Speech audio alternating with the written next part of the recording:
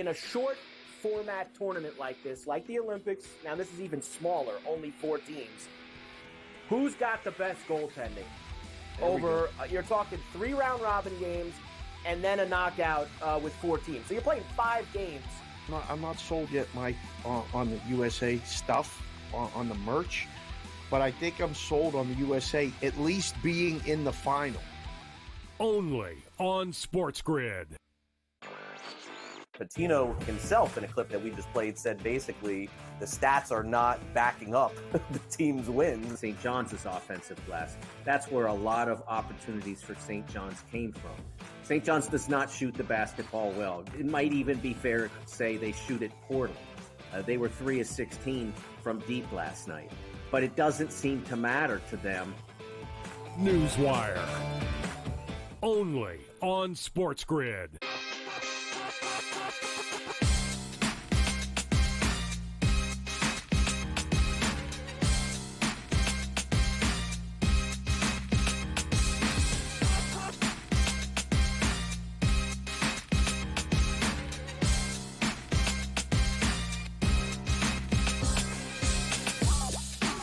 Welcome in. It is Game Time Decisions, and we are live on SportsGrid on this Thursday night. Kevin Walsh with you as we are about to hit a little bit of a lull in that sports calendar, just a momentary one.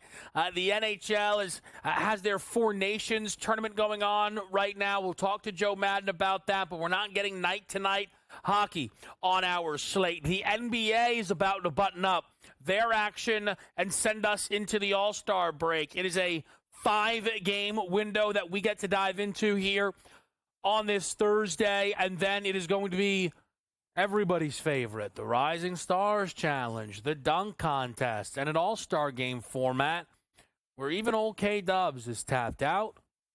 I don't know what's going on. I don't. I remember when it came out, I read it and I understood it, but now I've seen the odds. I'm not sure what's going on. At some point this weekend, I'm sure I will, but as we sit here on this Thursday, Team OGs, I don't know. Young Guns, I'm not sure. We'll figure it out. We'll get to the NBA. The college world will still be supplying us with plenty of juice, even into the weekend where we have one of the biggest games of the college basketball season. Number 2 Alabama hosting number 1 Auburn. Huge game. Tight line. Looks like it's going to be pick right now. That number's out on a Thursday. Gives you an idea of the level of that college basketball game. And it's going to impact markets, I'm sure, for those of you that are routinely checking in on national title prices. Maybe you want to see what kind of value you've gained, or maybe who's appearing like they're showing some value. Bama's been a riser.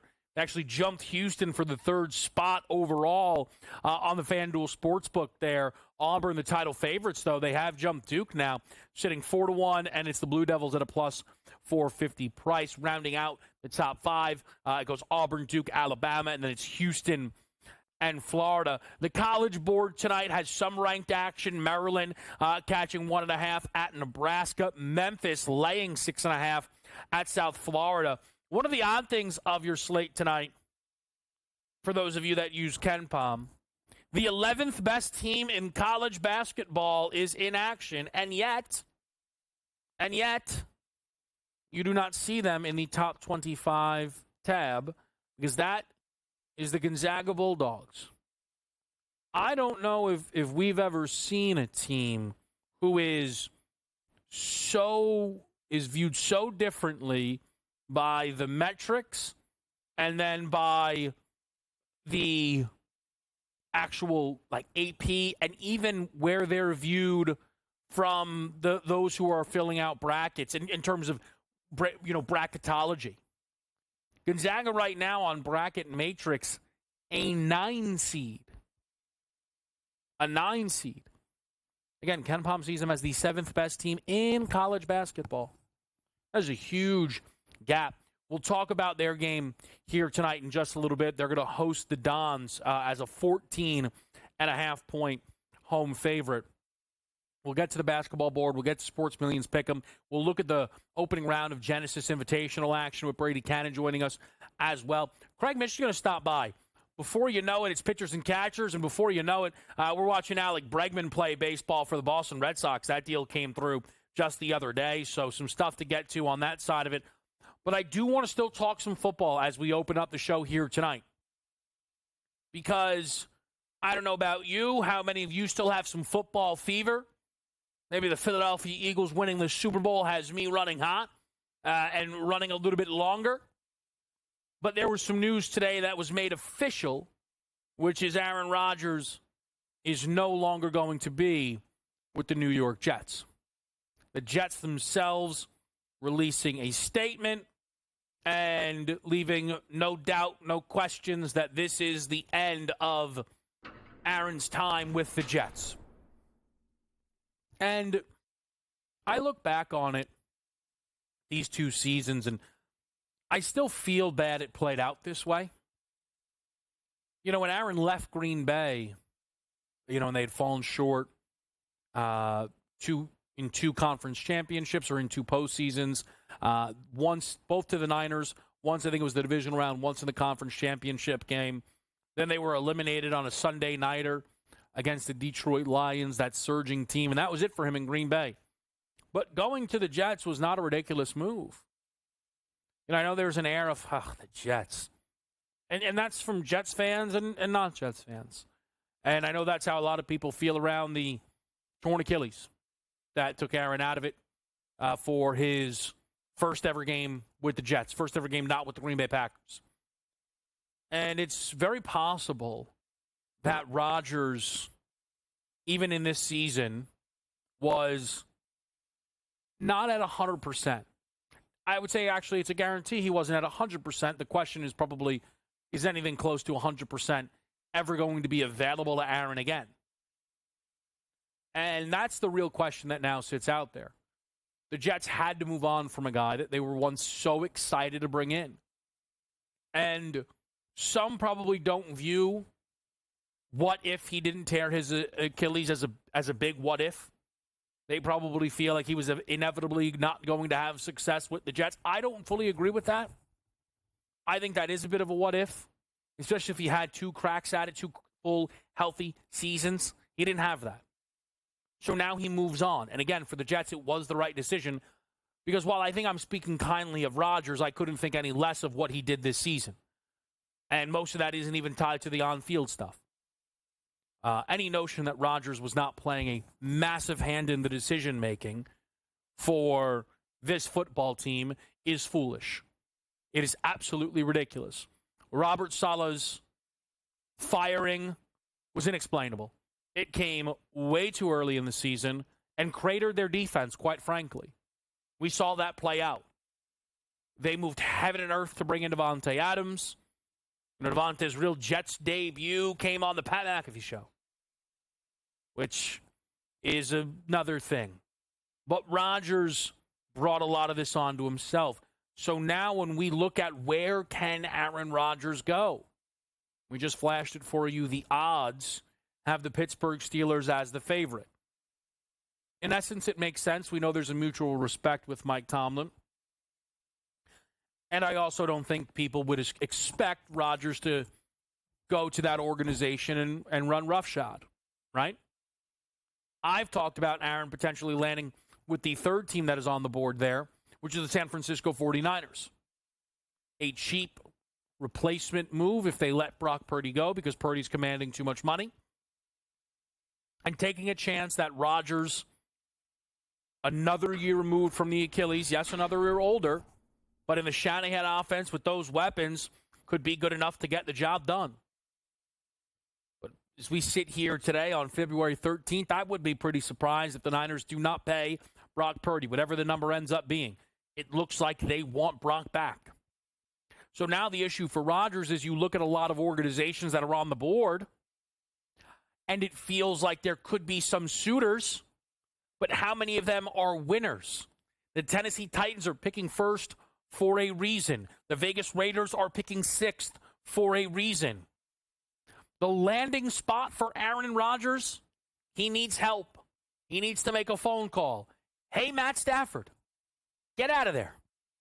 Go to the Giants, go to the Raiders, do whatever it is that you want, but please give me the chance to replace you and play with Sean McVay and Puka Nacua. We'll certainly be watching. We'll be talking basketball next on Game Time Decisions.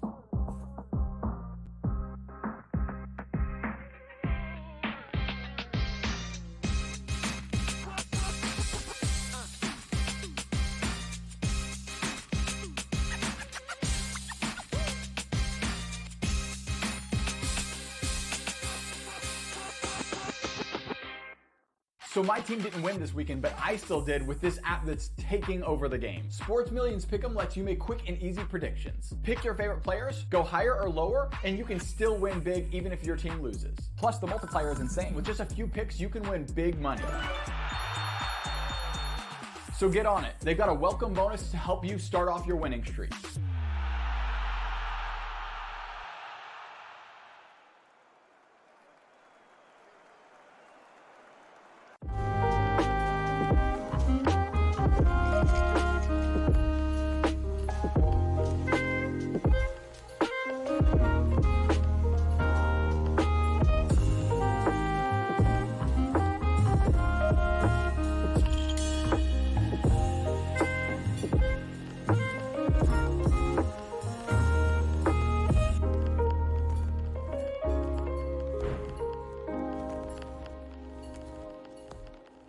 Anyone that's been to a sporting event, the atmosphere before a game, I think Game Time Decisions has that same exact atmosphere. This is our arena. This is what we do. There is going to be an energy to Game Time Decisions that you will feel night in and night out. The excitement you get when you lock your bets in, when you're figuring out what you want to do, we can zone in on the biggest games each night. I want this to be the place that people come to before the games start so they feel as ready as possible to lock in their cards. We are going to hit every single one of those markets that you need to know about. We're going to go through every single thing, and I've got a great team behind me that's going to help me get the job done. There is not going to be a better place, I promise you, than Game Time Decisions to get that new information, react to it, and be able to then bet accordingly. We will have everything at our disposal, and we will use that to our advantage. I'm Kevin Walsh. Tune into Game Time Decisions from 6 to 8 p.m. Eastern on SportsGrid. The two guys that can do it all. Too much electricity this morning. This is a good time. We're having a lot of fun. I had to do a triple take. Ka-ching! Why? Because of parity. I didn't mean to offend. Yeah, it's not going to happen. Load management is a dirty word. Let him rip. You know what? Circumstances provide the results. What? How do you do this once? Oh, Donnie, you got such a good show there. A network that is booming. The Early Line, only on SportsGrid.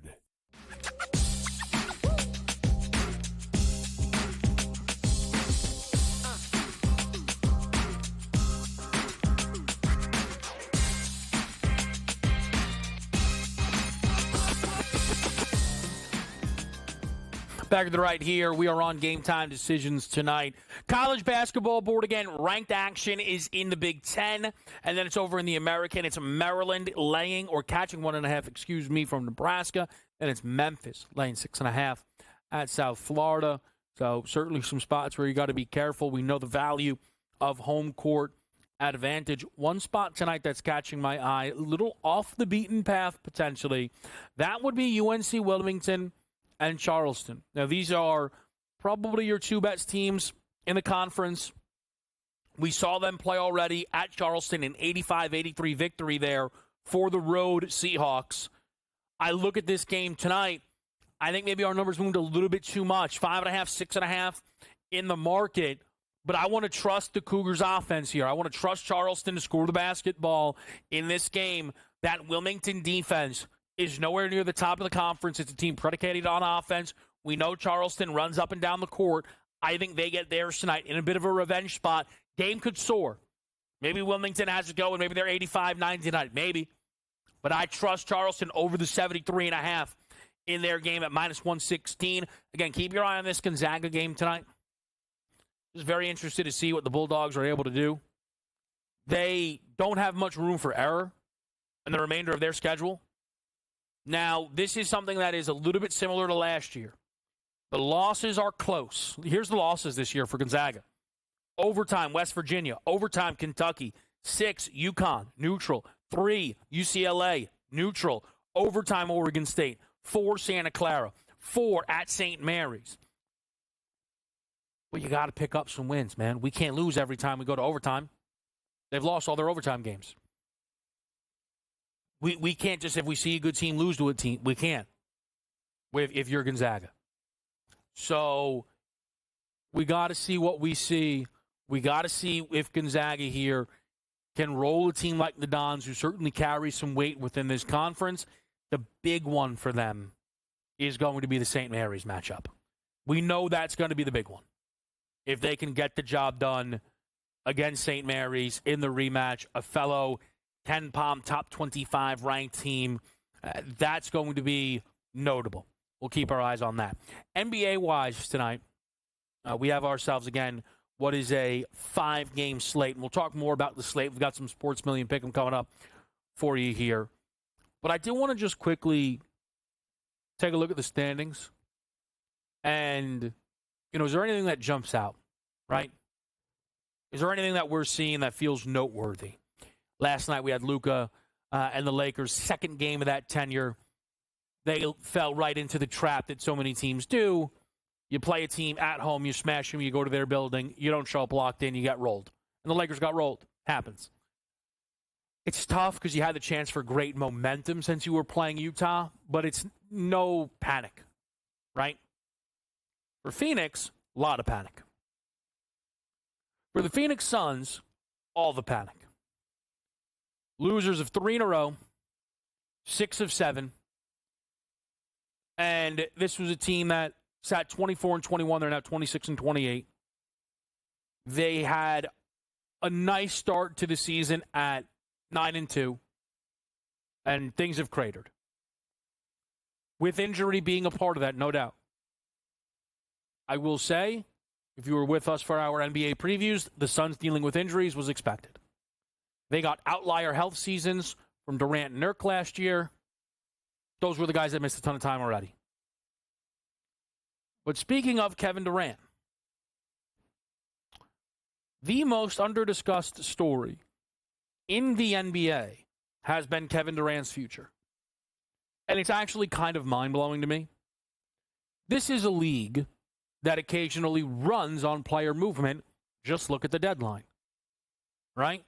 When we talk so much about Jimmy in the build-up, then the Luka deal kind of took over Super Bowl week for a moment. I mean, it got its way in there, which was incredible, right?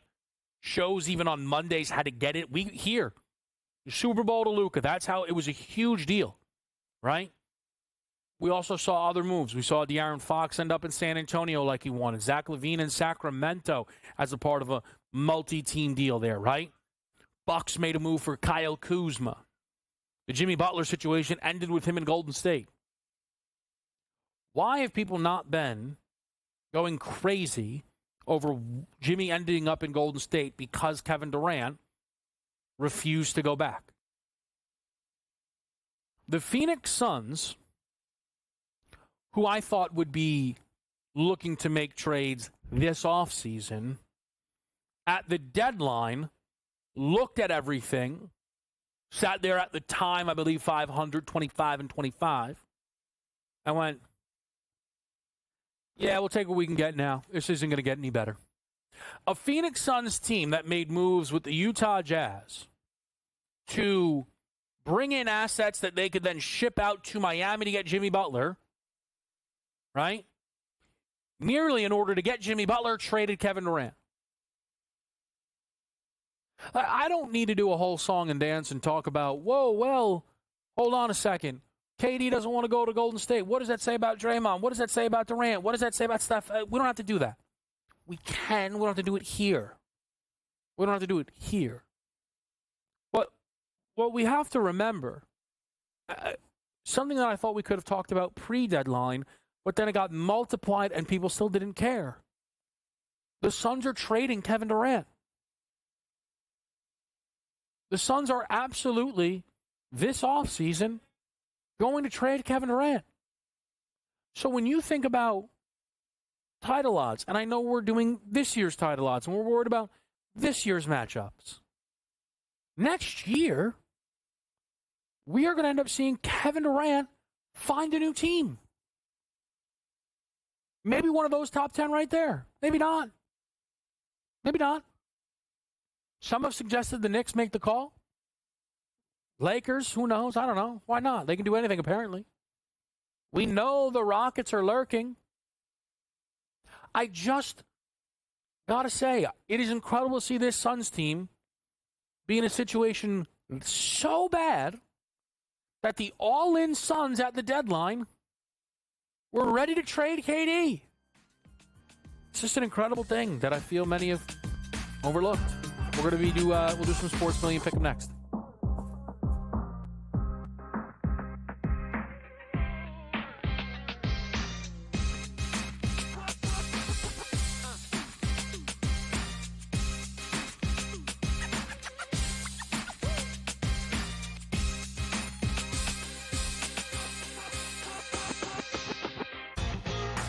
Slow play drum beat grows louder and louder every week, to the point now that they're making overt references to it on the broadcast. So there's plenty of other guys that have to get faster. Tom definitely is more deliberate in his conversations, always has been since he's been on tour. I just think about Joe Scavern, when those two started working together, how their conversations always seem to just keep on going and going. The Smiley Show, only on SportsGrid. I can't take Boston at minus 110. I don't see the value in it, right? You're getting minus money. If Boston were to turn around and become even money or a plus 105 or plus 110, yeah, I can understand you want to take that. So because of the value at 5.5 to 1, I got to like the Knicks and their chances of coming out of the East. Betting above the rim, only on SportsGrid. In a short format tournament like this, like the Olympics, now this is even smaller, only 4 teams. Who's got the best goaltending? You're talking 3 round robin games and then a knockout with 4 teams. So you're playing 5 games. I'm not sold yet, Mike, on the USA stuff, on the merch, but I think I'm sold on the USA at least being in the final. Only on SportsGrid. Patino himself, in a clip that we just played, said basically the stats are not backing up the team's wins. St. John's offensive glass. That's where a lot of opportunities for St. John's came from. St. John's does not shoot the basketball well. It might even be fair to say they shoot it poorly. They were 3 of 16 from deep last night. But it doesn't seem to matter to them. Newswire. Only on SportsGrid.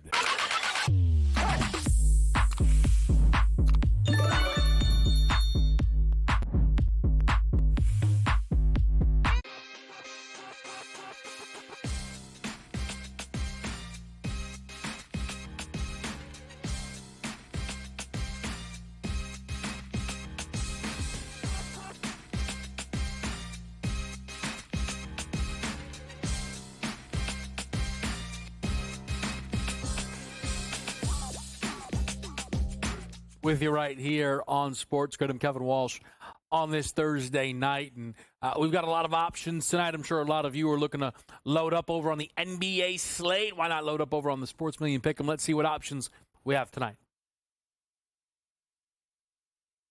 Happy Thursday, everyone. It's time to jump into some Sports Millions Pick'ems. Now, Tom, limited games out there in the NBA, but plenty of opportunities to jump in. Where are you going for us? Yeah, last day of games before the NBA All-Star break. I'm going to be turning to Norman Powell of the Los Angeles Clippers, higher than 23.5 points. A little bit of a slow game for him last night. We know that Kawhi Leonard has already been ruled out tonight, and this isn't some massive usage change. Norman Powell already leads the Clippers in points per game this season. He's shooting nearly 50% from the field, over 40% from downtown. He is in the 3-point contest for the All-Star game, All-Star game competition. So I like him coming into the game, ending the last game of the first half of the season on a high note. We have a great matchup going up against the Jazz. I expect the points and especially the 3-pointers to be flowing tonight. I love where you're going with that one. I'm going to look at the matchup here between the Miami Heat and the Dallas Mavericks. Now, the Dallas Mavericks coming off an emotional win last night versus the Golden State Warriors, finally getting that win at home after being a home dog in that one. We know all of the trades and everything that's happened. It's got a thin front court here for the Dallas Mavericks. And when I look at the Miami Heat, they're coming off a loss last night in a game versus OKC that really should have had. Now they've lost 3 in a row, and I do think a pivotal player here is Bam, and I'm looking for Bam to come out nice and strong and be able to get those rebounds with this thin front court here at the Dallas Mavericks. I'm going to take Bam higher than 11.5 rebounds. He's been able to go over this in 3 of his last 4, and I do think he's going to have his way with the glass tonight. So give me Bam of the Miami Heat higher than 11.5 rebounds in this one. We have college basketball tomorrow, college basketball to start next week, and then we'll be rolling back with NBA and NHL. Yeah, it's going to be a great time, you guys. So make sure you join us back here for more Sports Millions Pick'ems. All right, great stuff there from both Tom and Joe. I just want to mention Bam Adebayo rebounds. This is a good look. The Miami Heat are so dead to me. It's driving me nuts. I played a win total over for Miami coming into the year, and they've kind of traded results off. Never felt out of it necessarily. The Jimmy stuff complicated things, certainly. But I felt once they made a move, they'd feel a little bit better and things would, start to round off, right? And then you look at their last 5 games. They lose at Chicago as decent favorites. They beat Philly, but who doesn't? They lose at Brooklyn, terrible. Then, the deal's finally done. They get the new guys in. Home against Boston, tough spot. I get it. Yesterday against OKC, they are up 12 at the end of the first quarter. 11 at the half. 10 going into the fourth quarter. They're up 10 points going into the fourth quarter. By the time they scored their first basket of the fourth quarter, they were down 14. They hit a 3. It cut it to 11. It was so bad, so mind-numbing. From Spo to the 12th man, so unacceptable. It is a Miami team who has, I understand, some certain things have not broke their way, but man, they have miscalculated a lot of stuff. And it feels like this Jimmy stuff was just kind of more of the same. Enough of that. Let's hear a little bit more about the options you can find over on Sports Million Pick'em.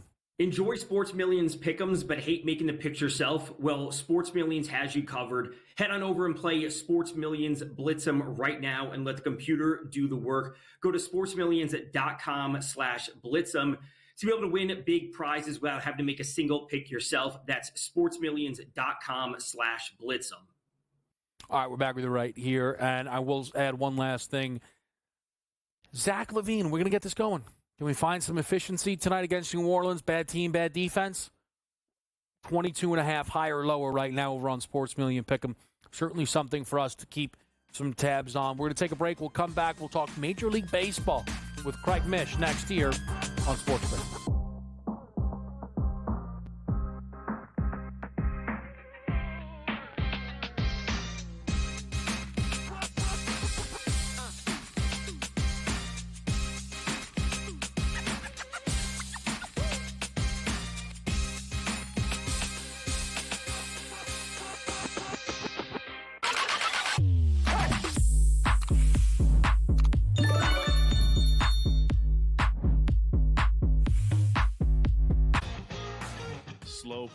Drum beat grows louder and louder every week, to the point now that they're making overt references to it on the broadcast. So there's plenty of other guys that have to get faster. Tom definitely is more deliberate in his conversations, always has been since he's been on tour. I just think about Joe Skovron, when those two started working together, how their conversations always seem to just keep on going and going. The Smiley Show, only on SportsGrid. I can't take Boston at -110.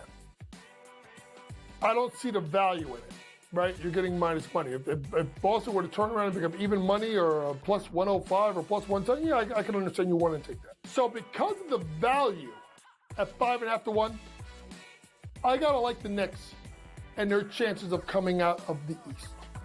Betting above the rim. Only on SportsGrid. In a short format tournament like this, like the Olympics, now this is even smaller, only 4 teams. Who's got the best goaltending? Over, you're talking 3 round robin games and then a knockout with 4 teams. So you're playing 5 games. I'm not sold yet, Mike, on the USA stuff, on the merch, but I think I'm sold on the USA at least being in the final. Only on SportsGrid. Patino himself, in a clip that we just played, said basically the stats are not backing up the team's wins. St. John's offensive glass. That's where a lot of opportunities for St. John's came from. St. John's does not shoot the basketball well. It might even be fair to say they shoot it poorly. They were 3 of 16 from deep last night. But it doesn't seem to matter to them. Newswire. Only on SportsGrid.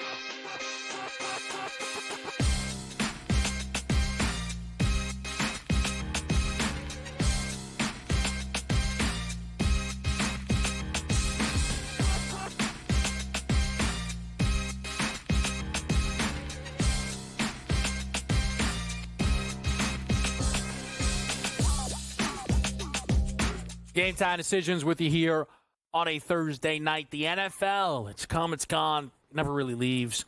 But it means we are getting close. Major League Baseball. So who better than Craig Mish to stop by and talk to us here on SportsGrid. Craig, how are we doing on a Thursday night?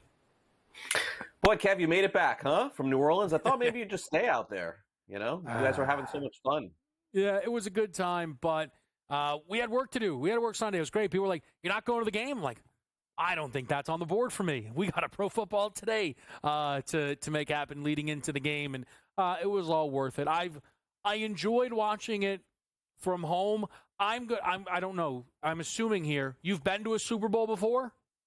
Yeah, several. Yeah, I figured that. I've been the week and then the game itself. What happened was, somebody told me probably 20 years ago. It's like if you ever get a credential for the Super Bowl to actually go to the game, then you need to go, because then you go to that one, and then in all likelihood you get approved for the next year. So I had a run of I think 3 or 4 in a row that I went to, and then I went to the ones in Miami also. By the time I got to the 4th or 5th one, whenever it was, at that point I felt like, all right, I have seen it, but my first one was definitely a bucket list event, and definitely saw some good ones along the way. But the hype leading up is a lot of fun, and the Radio Row is a blast. I did a lot of Radio Row stuff in the past too. So maybe one of these years, SportsGrid will recognize that and send me out there. But, one can hope. We'll have to put the word in there. Craig, let's take a look at some of the news that we've seen in Major League Baseball, with the Bregman news being the most recent, where the Boston Red Sox make the move. It's very odd, I think, because for a stretch there, the Bregman thing felt like such a big shoe to drop. But I guess that's kind of when football takes over. And honestly, when I saw the Bregman news, I went, oh, wow, that's still a thing. It kind of was out of sight, out of mind. What was your reaction when you saw that Bregman was going to Boston?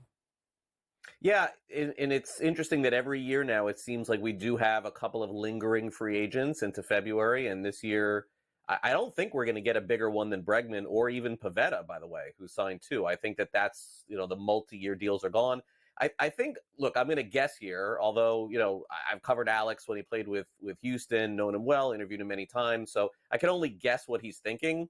And so my guess is basically didn't get the deal that he wanted in the offseason, picked the very best offensive scenario where he's had the most success on a very short-term deal. And if he performs and outperforms that contract that he has in 1 year, he can go back on the market. I think he will, Kevin, and I think he will get that 4 or 5 year deal after this. So his numbers are just fantastic in Boston. I think they will be again. He's playing in a really good lineup, so a really good fit. But let's not make this out to be more than a 1 year deal, because I really think that's what it is. I think that is fascinating, and I guess maybe for Boston, they did the deal, so they must be comfortable with it. Where if he wildly outperforms it, that means he had an awesome season, and maybe they can then bring him back. The Red Sox right now are sitting as the tied for 4th best odds with a few teams in Texas and Seattle in the American League. You kind of see it tiered out. The Yankees look like a tier of their own in pricing-wise. Then it's Baltimore, then it's Houston, and then you get to those 10-1 teams. How real does Boston challenging for the American League, maybe American League East, sound to you? I don't know about the East, but I think definitely wild card is in play. I do think the Yankees are probably a tier above them, but I definitely would put them with or above Tampa Bay, with or above Baltimore, with or above Toronto in that division, where I don't know that I felt that way going in. And I think the Bregman move does put them over the top in that sense, not to win the division, but puts them firmly in the mix.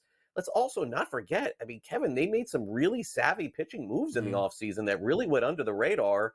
The Walker Buehler deal and the Garrett Crochet trade as well. So I think they stack up extraordinarily well.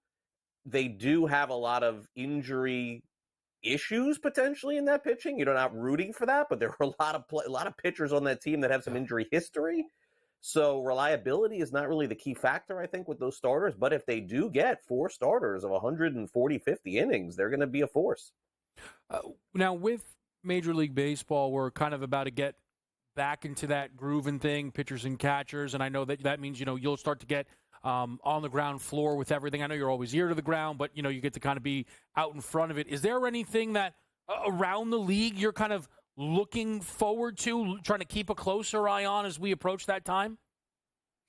Yeah, I do think that there's a few teams around the league that I think could take the very next step. Usually what happens with me, a lot of people know this who follow me on social media, have heard me through the years, like my big specialty bets are the season win totals. I think it's probably the very best thing that I do through the years. Usually right around the start of the season, I get like random direct messages. Don't ask me anything else about baseball betting and don't ask me anything about football or anything else. But those season win totals, man, I really love seeing those.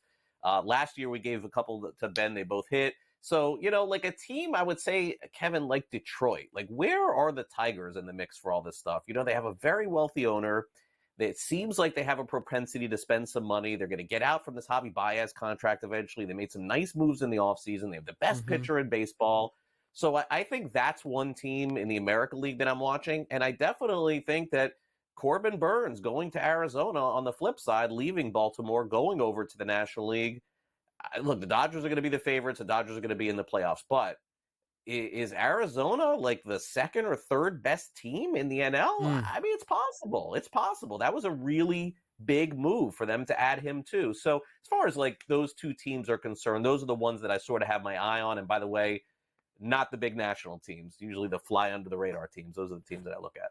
Yeah. Now, I'm curious where Pittsburgh would fit in that description for you, because they're not the Yankees, the Dodgers, but Paul Skeens is a force. Favored to win the NL Cy Young at the moment. For me, I hear your breakdown of the Tigers, right? And last year they win 86 games. Scooball's incredible. They make the playoffs.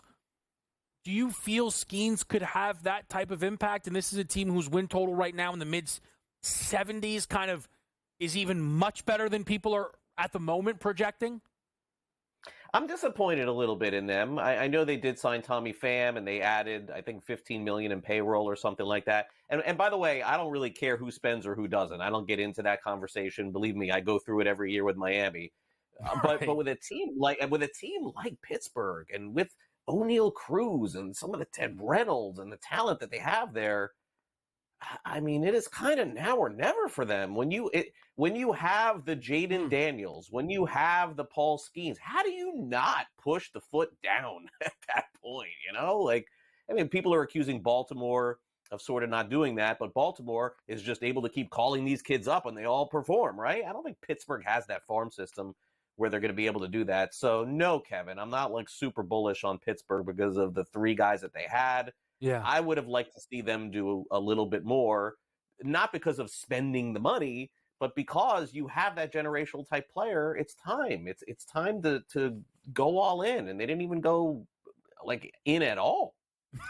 It's kind of, it gives me memories when you mentioned Baltimore, because I last year, and I knew it at the time, was irrationally angry with their deadline because I had a World Series ticket, and I was like, well, I don't have a World Series ticket that rolls over, right? I have to bet a new ticket. Right. Let's go do some things. And they didn't, they kind of let it be out. But I guess, and we'll end on this, Craig, and I appreciate making some time. The idea for Baltimore is they just have so much time on their side because they have so many guys.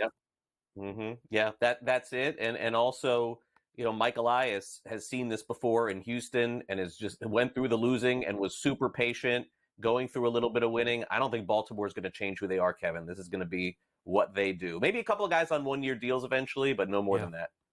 It's gonna be fun to get there, man. It's gonna be fun. I think it's set up to be an interesting baseball season if you're not doom and gloom about the Dodgers end of it, which we'll see. I know. We'll see. At the under on their win total, that I would tell you. That's you can't ever bet the highest and the lowest like that. You can't do that. Again, make sure you catch Craig Mish over on Newswire. Craig, we really appreciate it. Quick break. Joe Madden joins us on the other side.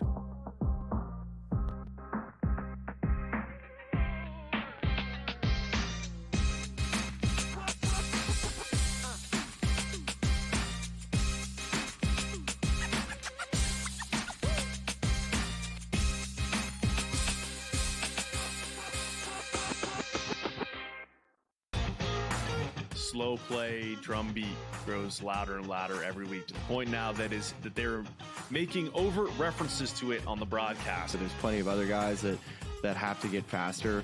Tom definitely is more deliberate in his conversations, always has been since he's been on tour. I just think about Joe Scover when those two started working together, how their conversations always seem to just keep on going and going. The Smiley Show, only on SportsGrid.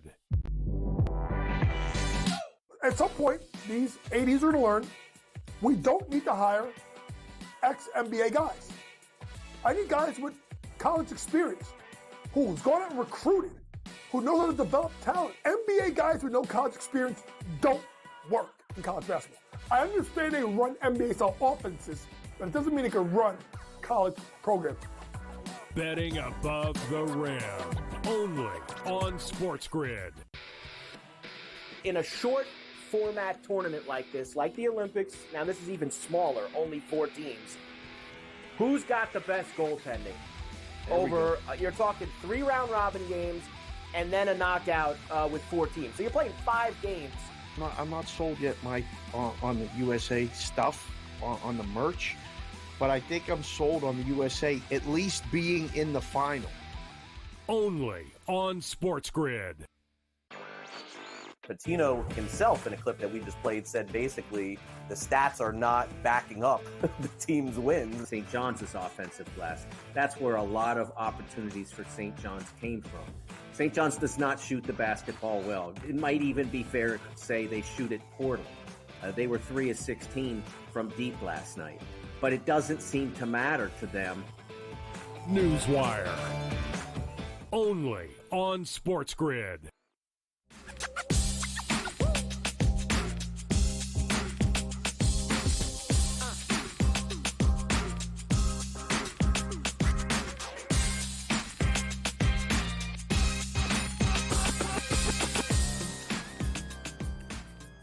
All right, we're back with you on Game Time Decisions. College Board, we mentioned Charleston team total over 73.5 and some CAA action as they play UNC Wilmington. NBA action is going to be Zach LaVine over the 21.5 points at -115. That's for the basketball bettors. For the hockey bettors, I think they might be thriving. I'll be honest with everybody. I don't really know what's going on. Like, there's 4 Nations stuff. The first time I heard about it, 3rd quarter Super Bowl. Let's give all the details. The whole family's there, but my dad's talking to me. We both, it's a celebration, couple drinks. I'm thinking he's making stuff up. I don't know what he's talking. He's like, what are they like at work about the 4 Nations? I'm like, I don't know what this guy, is he trying to send us into war? Like, I don't know what's going on here. Then I got people text me like, hey, man, I know you're not into the hockey, but this 4 Nations stuff's pretty cool. Some people have told me it's replacing the All-Star game. I don't even know who set this up. So, Joe Madden's here, and she's going to save the day. Joe, great to have you. It is a lovely Thursday here where USA is playing Finland, apparently.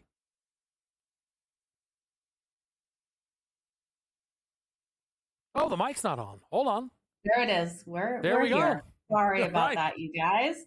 I It's all good. apologize. No, I'm super excited for this, Kevin, and I don't blame you for not hearing about this. It is replacing the All-Star game out there, but this Four Nations is definitely what hockey fans want to see. We're seeing the best of the best, the biggest superstars they're playing for their countries. Team USA, Team Canada, Team Sweden, and Team Finland, all going head-to-head in a round-robin style tournament here with the winner in regulation taking 3 points, a winner in overtime taking those, I believe it's 2 points in, or 3 points in overtime, 1 point for the loser in overtime, and then a regulation win for 3. So we're looking at these teams doing that round robin, and then the winner is going head to head with those points. And Team USA is the favorite right now to take it all. Canada was a favorite coming into this. One thing that's held constant is Sweden and Finland have been in that third and fourth spot, but we saw a great effort out of Sweden last night as they were able to push that game to overtime with Team Canada. Team Canada, their power play is so incredibly strong. Kevin, I was wrong. I thought Team Canada needed a hot minute out there on the ice to really get in rhythm with each other, and they proved me wrong, coming out and scoring within that first couple minutes out there on the power play. So that forward unit is so strong, but we got a U.S. team so complete. From their forward to their defense to their goaltending, they definitely are the team to compete against. All right, so the stage is set then. USA is a huge favorite in the Four Nations. We're in the round-robin stages. I think Joe did a great job, but I'm still a little – I'm trying to – listen, I just know USA's playing. I know people are jazzed up. I will say that. People are into this, which is nice to see. How do you feel about this game tonight, Joe, between USA and Finland?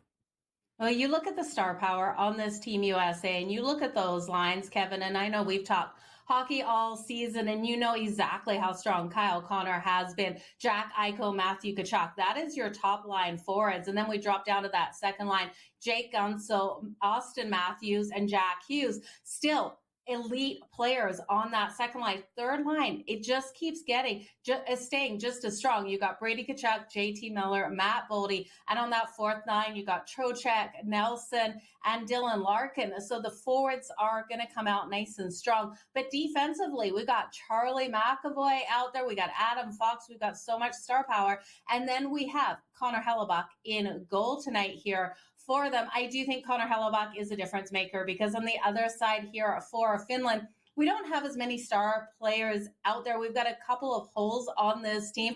Barkov, their team captain, we know from the Florida Panthers, has that ability to really stand up. We also have Sebastian Aho. So it's not like they've got terrible players at all. They've still got such strong players, but I just don't think the players to compete here with Team USA, because Team USA, they do not have a weakness out there on the ice. And then we're going to look here at goaltending. Saros coming out from the Nashville Predators for Team Finland. Saros has been a weaker spot. Now, I do think one player you can't look past is Mikko Rantanen. We know the trade between him, Colorado over to the Carolina Hurricanes. He's an underrated superstar out there on the ice. The last 3 seasons averaging right around 100 points, but trying to find value in this game, Kevin, is a harder one because Team USA is clearly such a huge favorite. You got to lay that puck line. I still don't love the value. I do think looking at first period, for Team USA to come out so strong in that first period. Over 1.5 goals in the first period, I do think will be in play. If Finland gets one, then so be it, but I expect both of those goals to come from Team USA. I don't want to lay the puck line because not enough value, but I do think this could be a game where Connor Hellebuck gets a shutout. I would look at some exact scores to play around with. I took a little bit of coffee money on 6 different exact scores out there. I took a 4-0 win for Team USA, a 4-1 win for Team USA, and a 4-2 win for Team USA, and then a 5-0, 5-1, and a 5-2. I really do think no matter what happens in this game, Team USA goes over the 3.5 goals. The books think so too. It is so highly juiced. Then Finland goes, 2 goals or less in this one. Their team total's 1.5 though, so it's kind of concerning taking the under 1.5. You'll get plus 148. I really do think it has such a strong ability, but I'm hoping I'm not sleeping on Finland a little bit here, so I'm not going to touch it because of that fact, Kevin. Man, should be a good time. And everybody loved the first game, Canada-Sweden, overtime. Crosby's in the mix, 3 assists. There's 4 nations. This thing's rocking. People are loving it, Joe. People are loving it. All right, not bad. Not bad. And then we have Four Nations all Saturday too, huh? Oh, Saturday's going to be absolutely fantastic. You look at those matchups on Saturday, and I can hardly wait. We kick it off at 1:10 Eastern with Finland taking on Sweden, and then the late game, the game of the night, it's going to be Team USA versus Team Canada. You look at the Canadian team, the forward unit is definitely so strong. They just don't have the goaltending that we see on Team USA, but you've got Connor McDavid, Sidney Crosby, Nathan McKinnon on one team. They are lights out there, Kevin. So definitely make sure you watch Saturday night, you guys. You definitely want to jump into that. Canada's the favorite right now at minus 118. All right, so make sure you stay locked in. Joe, appreciate it. I think I've got it now. Best luck to you with all the action for tonight's game and certainly this weekend. Thank you, Kevin. Best luck to everyone out there. All right, we're going to hit a quick break. We'll be right back with more Game Time decisions right here on SportsGrid.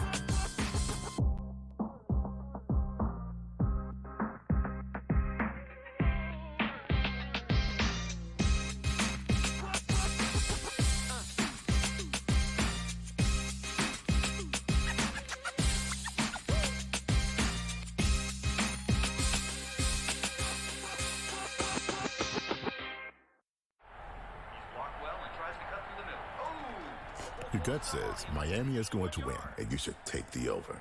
Your gut also said your NFT selfies would only go up in value. They didn't.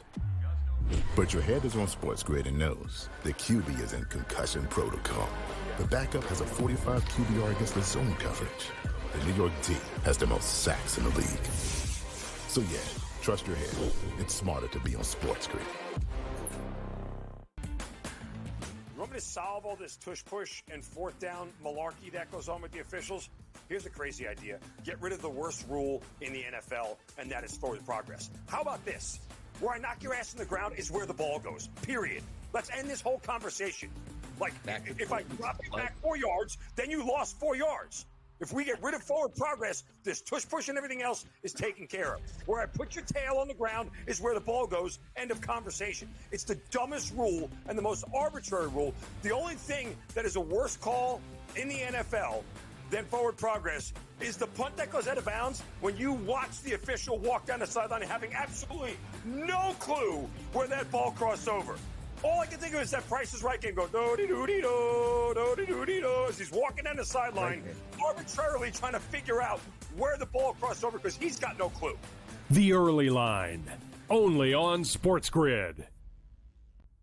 There is going to be an energy to game time decisions that you will feel night in and night out. We're going to go through every single thing, and I've got a great team behind me that's going to help me get the job done. I want this to be the place that people come to. We are going to hit every single one of those markets that you need to know about. There is not going to be a better place, I promise you, than Game Time Decisions. We will have everything at our disposal, and we will use that to our advantage. I'm Kevin Walsh. Tune into Game Time Decisions from 6 to 8 p.m. Eastern on SportsGrid.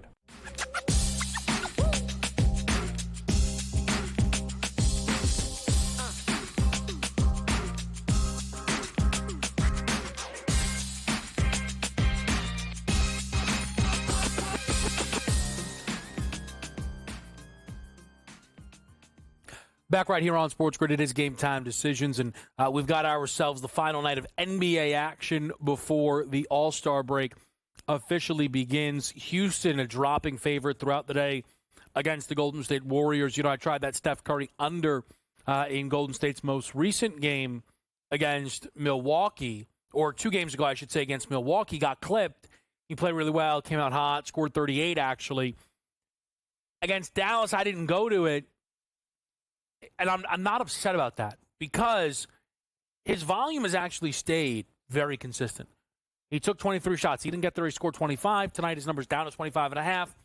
Some of that has to be playing Houston. I just think it's a noteworthy thing right now that Steph is shooting a ton. I feel as if Steph is kind of looking around, thinking to himself, all right, we made a real move in bringing in Jimmy Butler. Right? And I cannot just let this season fall apart. We're in the play-in right now, but we are 2 back of Minnesota, who's the 7 seed, 2.5, but 2 in the loss column. So We just got to keep our head down and keep playing hoop.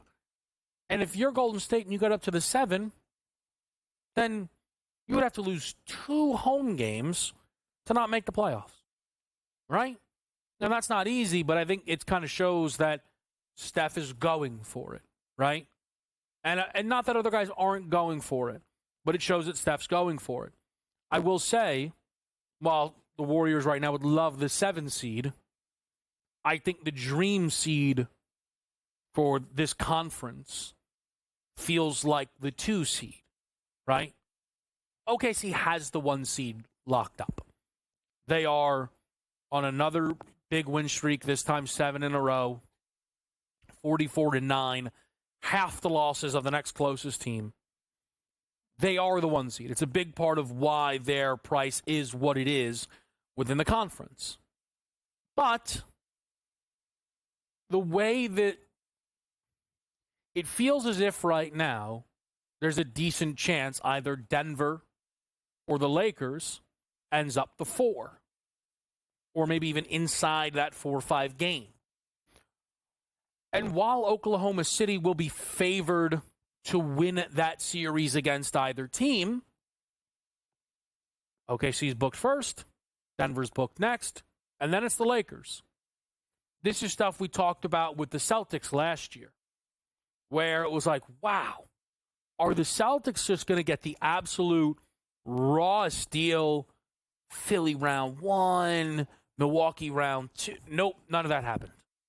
None of that happened in Milwaukee. To Boston. They played the easiest matchup, it felt like, each time, and the injured version of the matchup, it felt like, each time. Right? For Boston. So those things kept breaking their way. For OKC, maybe things will break their way, and they won't have to play either of these teams. But if you're the Lakers or the Nuggets specifically, and you get up to the 2 seed, and the other team is in that 4-5, and therefore having to play Oklahoma City, you now only have to play one of them. That's a dream scenario. And you have home court all the way until the conference finals. That's a dream scenario. For whomever you are, Lakers or Nuggets, we're really focusing in on. I know that that'll sound disrespectful to Memphis. Here's the deal. For the Grizzlies and the Rockets, they will be dogs regardless of home court in that series. One team is the best player in the world in Nikola Jokic. The other has the Luka Doncic, LeBron James pairing. It is not to say that Memphis doesn't want the 2, Houston doesn't want the 2. They all want the 2. But if you're the Nuggets or the Lakers, your dream scenario is get the 2, and the other team is in the 4-5 game. And then they collide with OKC in round number 2. And that's kind of where we are right now when you look at the Western Conference pricing. The OKC numbers come back a little bit. And I think that's because the books are now saying, okay, there's a big difference here between the Thunder's round 2 matchup being the Rockets, who are currently booked at 19-1 to win the conference, and the Lakers, booked at 8-1 to win the conference. So those are kind of one of the things that you have to keep your eye on there. Again, for your basketball plays tonight, Charleston team total over 73.5, and then Zach LaVine points over 21.5. Up next, let's swing it, baby. The Genesis Invitational with a very, very familiar name at the top of the odds board. Right here on SportsGrid. We'll be right back.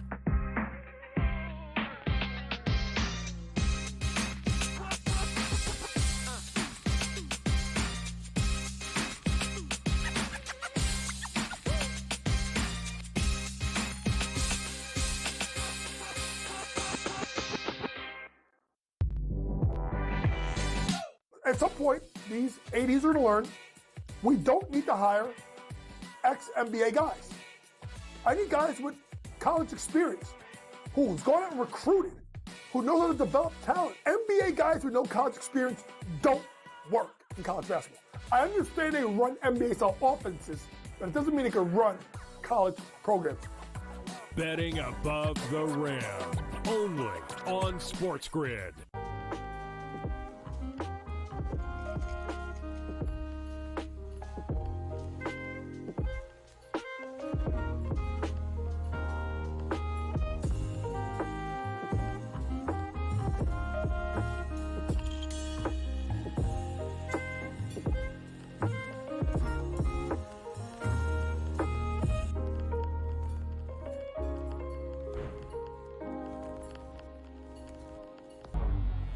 two guys that can do it all. Too much electricity this morning. This is a good time. We're having a lot of fun. I had to do a triple take. Ka-ching! Why? Because of parity. I didn't mean to offend. Yeah, it's not going to happen. Load management is a dirty word. Let him rip. You know what? Circumstances provide the results. What? How do you do this one? Oh, Donnie, you got such a good show there. A network that is booming. The Early Line, only on SportsGrid.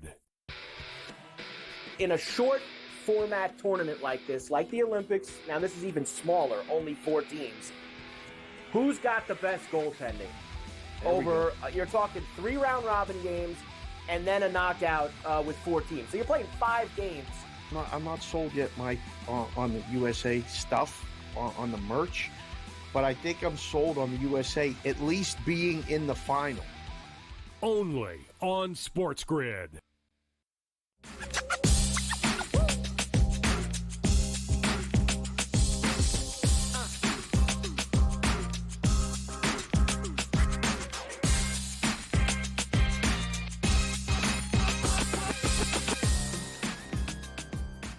Game time decisions. We're back with you right here on SportsGrid on this Thursday night. I am not the biggest golf fan in the world. Would never claim to be. But I just pulled up our odds board for the Genesins Invitational, and it turns out I love talking about betting this sport. The smile on my face when I saw good old Scotty Scheffler plus 150 after a day of golf, you wouldn't believe. And I love talking with Brady Cannon. Brady is here with us on this Thursday. Brady, always good to catch up and talk some golf. What a tournament we have going here. And you're right, the man, the myth, the legend, Scotty Scheffler right there at the top, plus 150, an unbelievable price. Just made an incredible up and down on the 17th hole, or the 16th hole, rather, a par 3. He hit his tee shot way to the right, really tough spot on the wrong side of a bunker. He gets it to 7 feet, holds the putt to make a 3. His odds all the way up to plus 225, and then with the par, back down to plus 150. He just never flinches.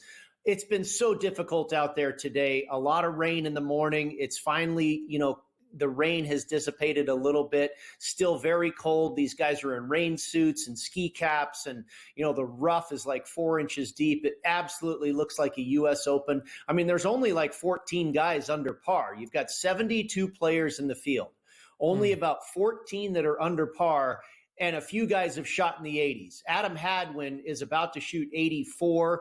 Earlier today, Rasmus Højgaard, one of the hot guys that was tipped by a lot of golf handicappers around the world this week. He shot 82 today. So, I mean, it is absolutely tough sledding at Torrey Pines. The course has hosted a couple of U.S. Opens in recent history in 2008 and 2021, and it's playing like it today. I mean, my goodness, the Hadwin score is incredible because, look, not that anybody on this tour would be a slouch. I mean, he just finished with a top 10 in Phoenix.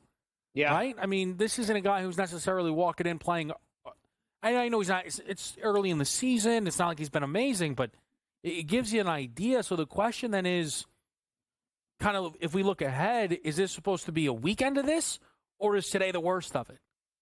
Thankfully, I think today is the worst of it. It looks like it will sprinkle a little bit overnight, but by the time they tee off on Friday morning, I think the rain is going to be pretty much done. Obviously, you're still going to have a wet and soft golf course, which will keep more tee shots in the fairway, and you'll be able to dial in your wedges into these approach shots and take aim at the green because the greens will be soft and they'll be holding these shots. The wind is supposed to blow pretty good, though, on Friday as well. I think you're still looking at 15 to 20 miles an hour worth of wind on Friday. But then finally on Saturday and Sunday, I think these guys can finally exhale and they'll get a little bit of sunshine and not too much wind. So I think it's going to get progressively easier. Torrey Pines is never easy, but I think today is probably the worst of it, and it's going to be a little bit better on these guys from here on out. If you look at all these guys at the bottom of the leaderboard that shot big numbers, like Adam Hadwin, for the most part, they're all shorter hitters. So, if you're not banging it out there 300 plus yards, if you're only hitting it, 260 or something, and you're in that 4-inch rough, if you're a really accurate hitter, but you're short and you're missing the fairway, you're in trouble. And that's what a lot of these guys have done. If you're missing the fairway, but you're still Rory McIlroy and you're hitting it out there a ton, it's not as much of a problem. A lot of guys thought that this course was really going to cater to the bombers and the shorter hitters were going to be out of it. Well, a lot of the shorter hitters have not done well, but there are some shorter hitters at the top of the leaderboard too that have been able to find the fairways with driving accuracy and are getting around this track just fine.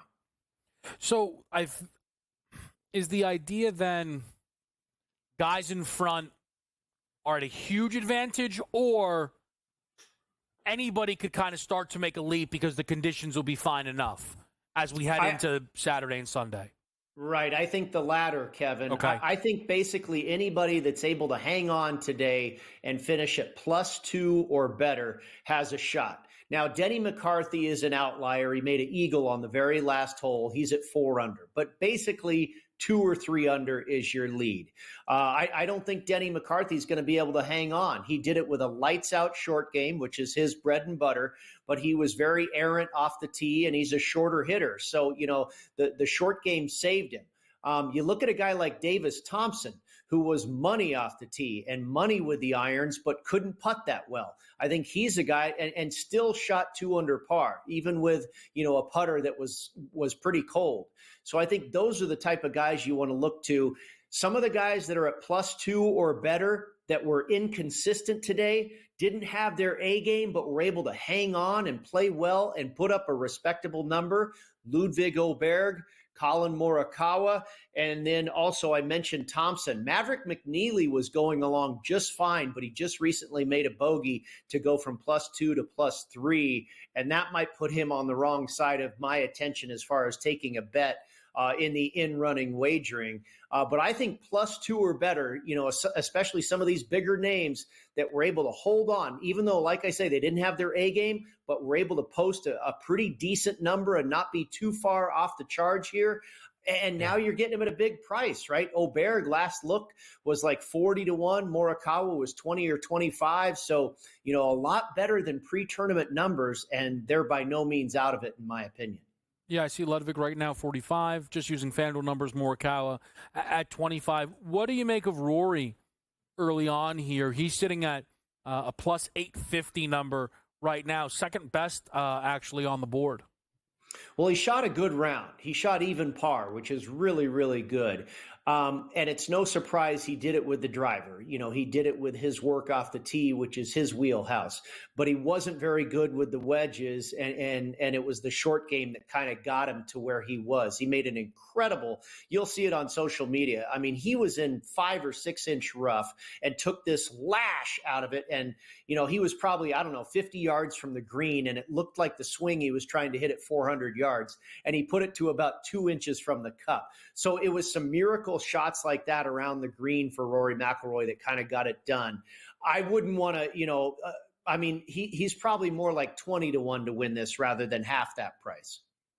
So the Rory number then, the thing with the Rory number that's throwing me off is, and this is where, again, as much as I'm excited I can tell I almost need like a refresher, but he's 2 back of Scotty, and Scotty has holes to still play?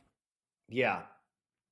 Yeah, Scotty's at 2 under, okay, and he is on the 17th hole currently. Looks like he is there in regulation, 27 feet left for birdie, probably going to tap in for par here. And then he goes to the 18th hole where he could very easily make birdie.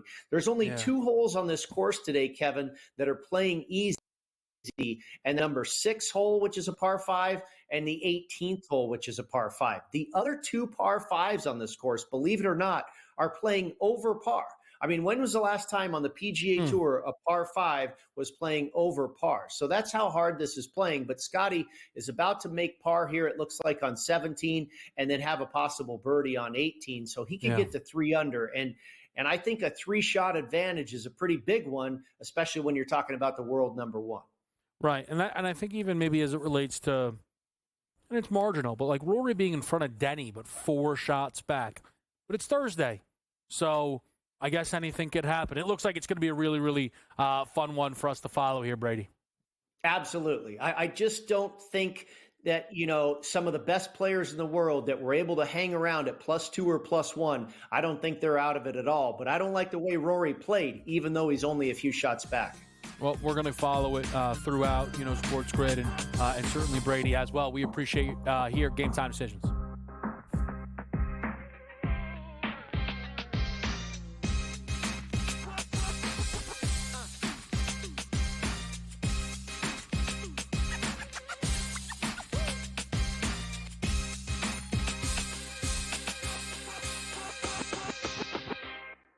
So my team didn't win this weekend, but I still did with this app that's taking over the game. Sports Millions Pick'em lets you make quick and easy predictions. Pick your favorite players, go higher or lower, and you can still win big even if your team loses. Plus, the multiplier is insane. With just a few picks, you can win big money. So get on it. They've got a welcome bonus to help you start off your winning streak.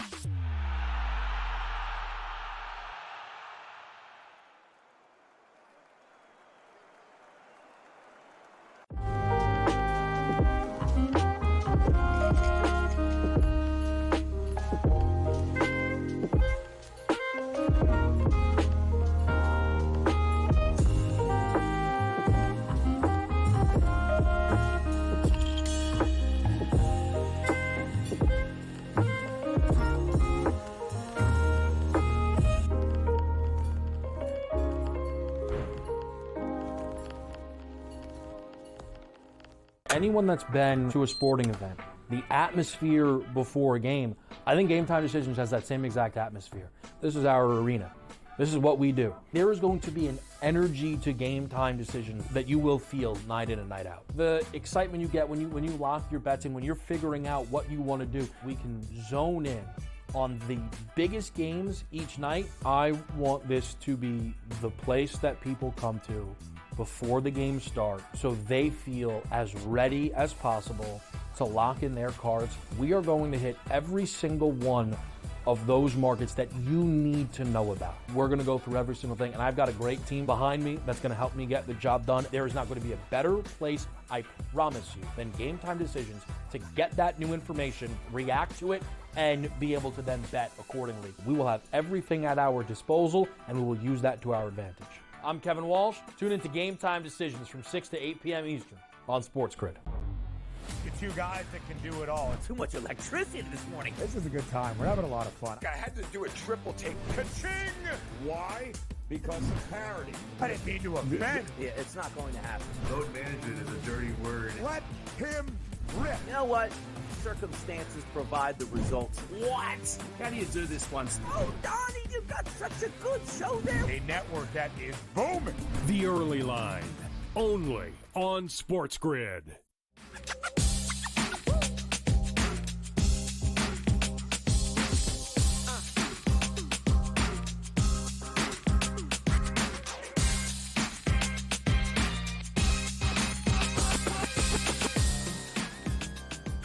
All right, we're back with you right here, Game Time Decisions. We actually kept Brady around because we have some live coming up.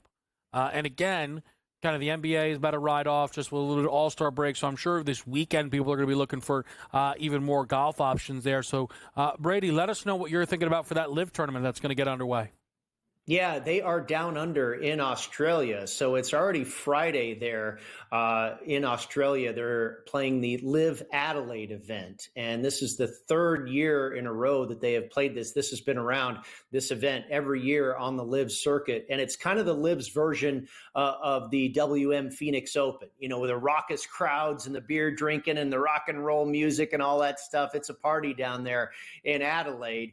And the players love it. The fans love it. So it's a good one. And I believe it is airing on Fox TV at 9 p.m. Eastern. So about an hour and 45 minutes from now, I think you've got live Live golf down under. And I took a shot with three different players who have either been playing well as of late or who have played well at this tournament in the past, or both. And I started with Dean Burmester at 25-1. And I think this guy is really becoming a world-class player, no matter what tour we're talking about. This guy has improved on Live, it seems, year after year. He's done pretty well in the majors. And I think, he's off to a good start this year already. He finished 4th last week in Riyadh. And then now you look at what he's done at Adelaide. In 2023, he was 7th in this tournament. And then last year, he finished 3rd in this tournament. He hits a ton of greens in regulation. So I expect him to continue to play well because he has good course history here and good current form. Sergio Garcia was my next play at 25-1. And this golf course is, tree line fairways, a little bit maybe more on the narrower side. It's about ball striking and accuracy. And that's really been the signature of Sergio Garcia's game, total driving it long and straight, iron play, the short game, that type of stuff. I took a shot with him at 25-1. It was a couple of years ago here at Adelaide that he finished 11th and shot all 3 days in the 60s. So I think if he shoots all 3 rounds in the 60s again, he's going to have a shot. And then finally, Sebastian Munoz, like Sergio, a very accurate driver of the golf ball, and he also makes a ton of birdies.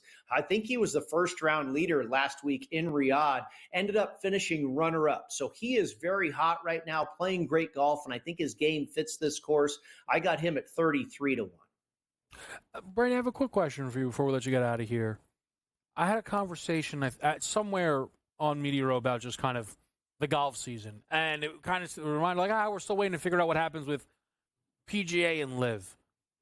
Are we closer to that merger, to that coming together to get all of the best guys back together on one golf course outside of just Augusta? I'll tell you what, Kevin, I think having some sort of merger and some sort of agreement is a favorite right now to happen in 2026. So next golf season, I think there is going to be some sort of coming together of the Live and the PGA Tour, and it's been accelerated by President Trump. He played a round of golf with Rory McIlroy. I guess they talked it out. The PGA Tour asked him to step in and help with the negotiations with the Saudis. And, Trump's a big golfer. He really feels that it's bad for the game of golf, this separation and this disconnect that's going on between the two tours. So he has pledged that he is going to try and repair this, what has been damaging so far. And I think that's huge. I mean, we know this guy has the ability, love him or hate him. He wrote a book called The Art of the Deal, right? And I think he's pretty good at that. And so I could see him making this work because he absolutely is a fan of the game. And I think he wants to see these two powerhouses, the Live and the PGA Tour, come together. And I don't know if you could have a better guy negotiating on behalf of the two parties. It's going to be really interesting to see just if we get all this starting to play out. It's going to be really fun. And I know a lot of people who follow the sport closely, think it would be the best for the sport. So we'll keep tabs. Brady Cannon, we appreciate it as always. You bet. Thanks, Kevin. All right, great stuff there from Brady. Quickly, just updating the college basketball board right now. You got it. We're on the Charleston game. I think looks to be a good start early. It's about, let me see. Let's see what the live number has us at. Let's see. Where are we? A lot of CAA hoop tonight. 156.5. So about right on it. About right on it. A little bit better. Nothing crazy. A lot of unranked going on right now. 8:30 is when the ranked action starts. Let me bring up something quickly in the college game. And I know we hit this a little bit already. But Auburn-Bama on Saturday feels like it is the biggest game of the season so far by a lot, right? Because when you think about seeding and you think about the SEC, right? Present bracket matrix, right? Which for those that don't know is a website that takes 100 brackets and makes a composite ranking, okay? Has Auburn, Duke, Bama, and Tennessee on the one lines. 3 SEC teams. I'd imagine the committee would rather not have 3 SEC teams taking up 4 of the 1 seeds. But if Bama beats Auburn, right, I don't really know how we will finish this year without those two teams each getting one of them. And there is a rematch. But again, this is Bama already beating them because this is at Bama. If you are Bama, you probably need this one. Now, I know you've only lost 3 other games. Purdue, Oregon, Ole Miss, they're fine losses. It's not that. But I think if a Purdue, a Houston, certainly, probably not Michigan State, but I think if one of those conferences can have a team really get out on a run, they'd probably like to spread the wealth. Just something to keep your eyes on. We'll be right back here on SportsGrid.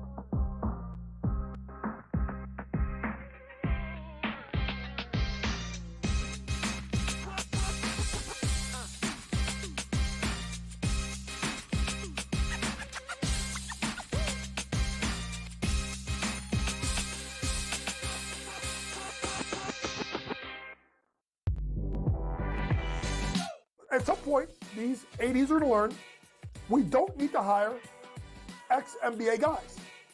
I need guys with college experience who's gone out and recruited, who know how to develop talent. NBA guys with no college experience don't work in college basketball. I understand they run NBA-style offenses, but it doesn't mean they can run college programs. Betting above the rim, only on SportsGrid.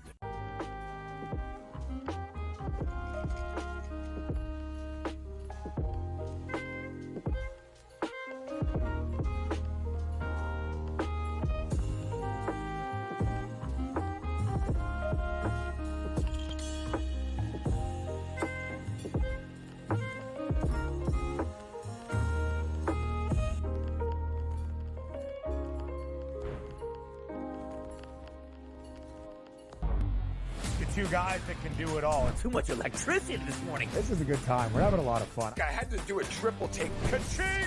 Why?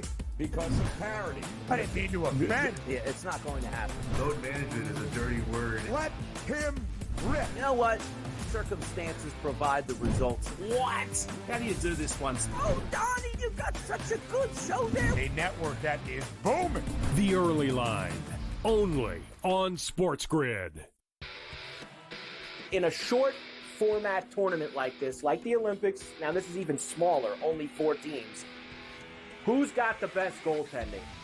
Over, you're talking 3 round robin games and then a knockout with 4 teams. So you're playing 5 games. I'm not sold yet, Mike, on the USA stuff, on the merch, but I think I'm sold on the USA at least being in the final. Only on SportsGrid.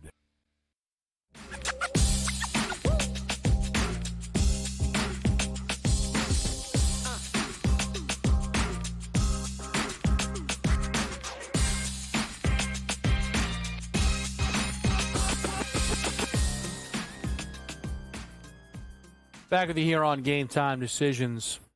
I've had some pressure from the back. They want me to talk college baseball futures. Now, we're not really going to do that because I don't have any college baseball futures. I mean, if you want me to take the old approach, SEC regular season winner, I mean, the Vols are rightful favorites is how it jumps off the page. Like, let's not overthink this type of thing. But I wouldn't mind a Georgia 13-1 ticket. That's where I'm at on the SEC college. I'll just say this. The only reason I brought this up, sometimes you hit a scroll in between. How come Tulane tweeted out their Mardi Gras jerseys, college baseball? They're gorgeous. They are gorgeous. Now, baseball uniforms can occasionally be, like, super awesome. You get a good hat going, right? Like, why are 0 NBA teams wearing, like, their best uniform, like, in their history? Like, doesn't that bother anybody? Like, why is it, like, when we look at pro sports so often. We're like, it's nostalgia that draws us back to those uniforms. And then Tulane releases a new uniform. We're like, well, that's the greatest thing I've ever seen. That bothers me. That bothers me a little bit. With the NBA, we've talked some standing, some seating, and what have you. And I got to tell you, man, I get more and more disappointed by the day at the San Antonio Spurs and their decision to trade for De'Aaron Fox. I really don't like the move that they made. And I'm not anti-Fox. I think De'Aaron Fox is a good ball player. Without having rankings in front of me of my own, he's a top 40 player for sure. You'd be like, what? He's top? Sit down, do it, then tell me if he's top 25. Okay? Sit down and do it. But he's a top 40 guy, right? My thing is, they made this deal. They are 2 and 3 cents. They just got together. Well, they beat Atlanta by 1. They lost to Charlotte by 1. They lost to Orlando by 1. They beat Washington, good for them. And then they lost to Boston. So, that's not great, right? That run out. Because they were favored in the first 4 games. But the thing that I'm also bothered by is he is now coming in and taking work off of Wemby's plate a little bit, I feel. Maybe I'm off base. Maybe. Right? Maybe it's just kind of an up and down run. Wemby doesn't look like he's playing his most comfortable basketball since the deal. People will probably say that's why they made the move so they can work through this all now. That's not why they made the move. They made the move because Fox said, I want to go there, and they went, oh, cool, we can get De'Aaron Fox. I just don't know what the rush was. Like, at all. Like, Steph Castle was in the running for Rookie of the Year. He's probably still somewhere in he's actually still the favorite. We'll see if he holds on to it, but the minutes immediately drop. It's so frustrating. What was the rush? Is what I can't figure out. They're 23 and 29 in San Antonio. Like, Fox has not helped anything. It's 5 games. They're 2 and 3. They win one of those 1 games and it's 3 and 2. No, man. This team had the offseason to make this same move if they wanted, or make a different move. We just earlier in the show talked about the fact that KD is going to be available. Guys always come available. They do.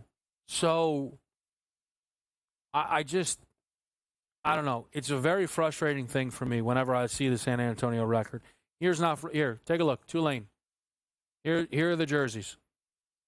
Like, I'll be honest with you. I love the crew behind the scenes. Never seen them move quicker to get something up on the TV. I've never seen them. I think we're going to show you a clip from out in New Orleans next, but they might have taken too much time getting the Tulane jerseys.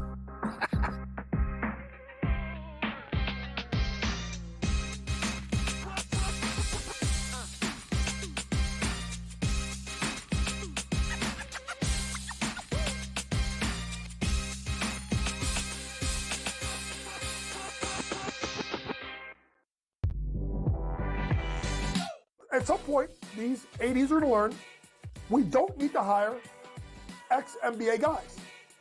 I need guys with college experience who's gone out and recruited, who knows how to develop talent. NBA guys with no college experience don't work in college basketball. I understand they run NBA-style offenses, but it doesn't mean they can run college programs.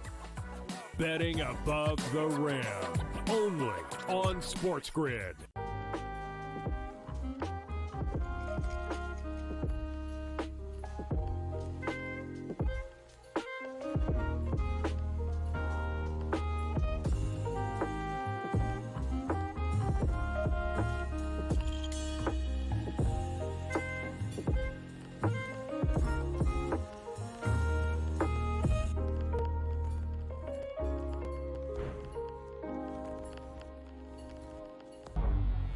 two guys that can do it all. Too much electricity this morning. This is a good time. We're having a lot of fun. I had to do a triple take. Ka-ching!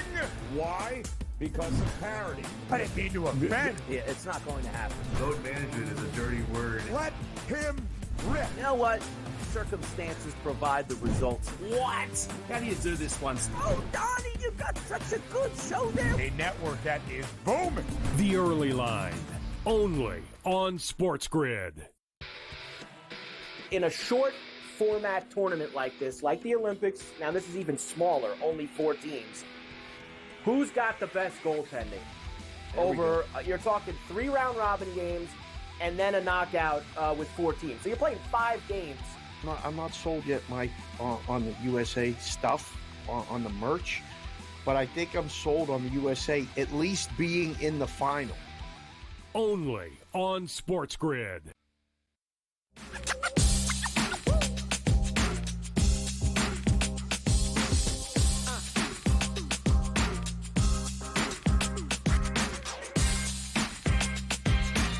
Live on SportsGrid, we're out here on Radio Row in New Orleans. Kevin Walsh, Raheem Mostert, running back for the Miami Dolphins. He's been in a Super Bowl before. It is Super Bowl week. Raheem, how are we feeling? Feeling great. Now, we'll get down to brass tacks, but people probably thinking, wow, Kev, that's the best you've looked on air all year. Why am I wearing these? What's the story? You're out here with GoDaddy. Yeah, so out here we partner with GoDaddy. They have been in hiatus for a while in regards to advertisement for the Super Bowl, and now they're back with their new platform that they just launched coming up. It's called GoDaddy Arrow, and it's AI technology for to get small businesses up and running and help them expand in the small business world. And what we have here is the Walton goggles, Walton Goggins goggles. So they're pretty neat. He's a small business owner that created these goggles, and they're comfortable. They're really comfortable. They are legitimately very comfortable. Yeah. I wear my regular glasses. I put these on. This is a nice little break for me here. Yeah. Let's talk some ball, Raheem. So here's my question to you. We're out here in New Orleans. It's pretty nice weather, right? So that would be good weather for the Miami Dolphins. Yes. You guys have to be aware, because it's been addressed, when it's freezing, things don't operate as smoothly. Yeah. Maybe that's normal. Maybe it's not. I want you to tell me, do you think there is something about your group, led by Tua at the quarterback, Coach Mike McDaniel, where you guys get into those frigid temperatures and it impacts what you're trying to do? Yeah, I think it's just we try not to think that it's an element factor, right? It's more so a mindset. Okay. Our mindset is, hey, we're just going to go out here and try to win the game. And now, being in Miami, you do have the luxury of playing in warm weather at times, but if you think about it, we beat New York and the Jets in cold weather before, so it hasn't really dawned on us the fact that we're playing against really good teams in cold weather. It's just those teams they just had our number that day. Yeah. And that's the way that it works out in the NFL. Yeah, it felt maybe like it was kind of a perfect storm thing, right? I think it's hyper focused because you do play in Miami, so the weather's always really nice. Yep. And you play in one of the coldest games of all time last year at Arrowhead, obviously, which I imagine had to be a completely different thing than you've ever experienced weather-wise. Yeah, no, that was definitely by far the worst conditions I've ever played in, and I played in pretty harsh conditions. Playing out of Purdue, right? In Indiana and going to Iowa, playing in Iowa in the cold, going to Ohio, playing up there. Yep. Michigan, those places are cold, but nothing beat that game, man. I tell you what. Tell me, for you playing in both Kyle and Mike McDaniel's offenses, Mike kind of comes from the Shanahan tree. What about the way those guys, I guess, are scheming up the run game, create so many opportunities for a player like yourself? Yeah, it's a run style offense, and we've transitioned and tweaked a couple things in our offense with the Dolphins. Utilizing a little more speed and motions and everything like that. Now, motions go hand in hand with play action and everything like that. So you have to account for all that stuff as a defense, right? But it's just trying to tweak the offense a little bit, and we've been able to do that. Unfortunately, this year was a little bit of a rigid road for us due to some injuries and everything like that, and not clicking on the same pages. But I mean, once again, that's just how ball goes, right? Injuries can dictate a lot, right? And it hit you guys in a tough way. I think you were comfortably over 500 when Tua was out there. Mm-hmm. It clearly impacted Tyreek. That post game, he's kind of like, I got to get out of here. I'm curious, when you saw that, when you heard that, did you have a reaction? Yeah, when we finished that game against the Jets, and then we headed to the locker room. I just came out the shower, and one of our media guys gave us a heads up that, Tyree said those words. And for me, I didn't take it personal because I know the type of competitor he is. Mm-hmm. I do, however, feel like you shouldn't ever quit on the team. That's just because we're all bleeding out there. But when you're a competitor and you're just so fed up with how the year has gone for yourself and gone for the team and gone for the organization, at some point you do have that breaking point, and I'm not faulting him for his actions or anything like that, but he does have a right to feel that way. He does have a right to feel discouraged about how the season went, how he played, and you have. For him, and I've had multiple conversations with him. He's one of my guys. We were texting back and forth this morning when he's coming out here. And we're gonna grab a dinner or something like that. But he's definitely having those talks with him. He's definitely one of those competitors that just wants to win. He knows what winning looks like. He has a Super Bowl. Unfortunately, I don't because I lost to him about it. But he has one of those championship mindsets in him. So you can't fault him for feeling that way. Can I ask you? I mean, if it's a personal conversation, but have you touched base with him? Does he still want in? Yeah, with the Miami Dolphins? He definitely wants in. He's a competitor. He wants to win. He just in Miami. Yeah, he was just fed up at that moment. Sure. And just like everybody else was, but they just didn't have the courage to say it like he did. Right. And he's a guy that's just truly a competitor, and wants to win. Yeah. Now I want to ask you about the game against Green Bay, NFC title game. You run for 224 scores, and it's one of those things. I don't know. I probably can't actually imagine what that is like. Yeah.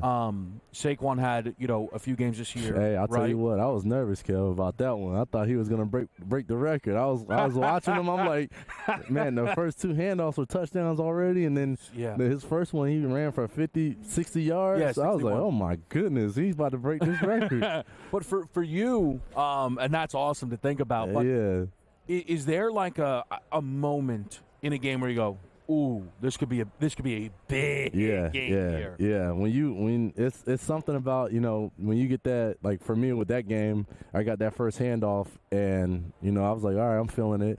And then my first touchdown, it was like a 50-yard, 40, 50-yarder, 30, 40, 50-yard. I can't remember. 36 I was looking at. Oh, 36. Okay, so yeah. All right. So, the 36-yarder. And at first, I was just trying to get some yards because it was a third and long. We were in field goal range, trying to make it a little bit easier. But once you saw the hole, you're like, okay, yep, it's time to go. Yeah. And then the rest just so happened. We didn't have to pass the ball. We knew that we could take advantage of the run game, and we did that. I'll get you out on this, Raheem. And again, we're out here in New Orleans. Raheem Mostert, he's with GoDaddy. Do you feel that the season Saquon had, Derrick Henry, some of what we saw from your guys' rush attack, especially I know last year there was a lot of explosive plays, McCaffrey's season, the running back position is about to get re-elevated and start to get a little bit more respect, maybe a couple extra dollars? Yeah, I've had this conversation with multiple people, and I truly feel like, what's been on display these past couple years, at the running back position, it's only necessary that, our pay increases. I saw a stat the other day that, Saquon is tied for 27th or something like that, highest paid receiver. Yeah. And to imagine the things that he's done this year, I wouldn't say he carried the team, to the Super Bowl, but he's definitely been a very beneficial part and an intricate part in the offense. Well, I said this to someone the other day, and I'm trying to elevate both parties. Saquon Barkley is as important as Justin Jefferson. Absolutely. And I don't even think that people would disagree with that. Yeah, no, right? I mean, you can't disagree with that. He's helping the position so much, and he's helping, just like everybody though. If you look at it now, yeah, this league, our position takes the most beating, right? Because we take the most hits, unlike receivers. And that's, I mean, you got to do right. You got to do right by the position itself. So it's encouraging to see guys getting their opportunity and raising the position and its value. Raheem Mostert Yes, sir. out here in New Orleans with GoDaddy. It was an absolute pleasure. Thanks for joining us. Yeah, thank you, Kev. I appreciate you, man. Huge fan, brother. All right, go ahead. You look good.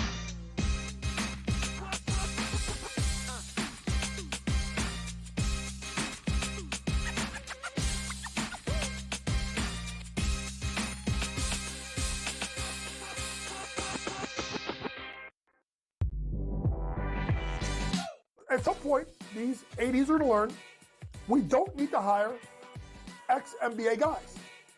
I need guys with college experience, who's gone out and recruited, who knows how to develop talent. NBA guys with no college experience don't work in college basketball. I understand they run NBA-style offenses, but it doesn't mean they can run college programs. Betting above the rim, only on SportsGrid.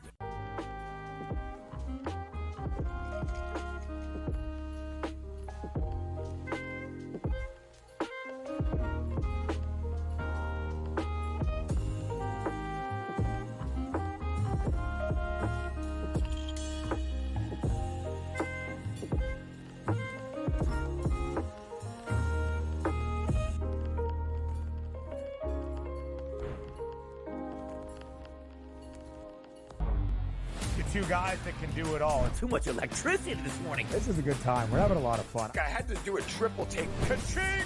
Why? Because of parity. I didn't mean to offend. Yeah, it's not going to happen. Load management is a dirty word. Let him rip. You know what?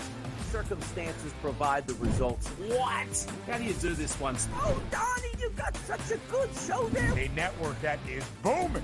The Early Line, only on SportsGrid. In a short format tournament like this, like the Olympics, now this is even smaller, only 4 teams. Who's got the best goaltending? You're talking 3 round robin games and then a knockout with 4 teams. So you're playing 5 games. I'm not sold yet, Mike, on the USA stuff, on the merch, but I think I'm sold on the USA at least being in the final. Only on SportsGrid.